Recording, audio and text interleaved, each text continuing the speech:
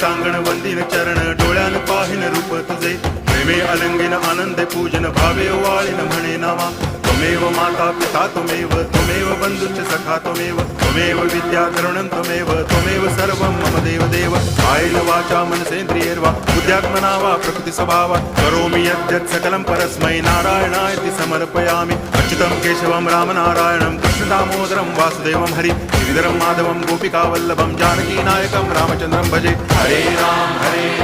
Ram Ram Hare Hare Hare Krishna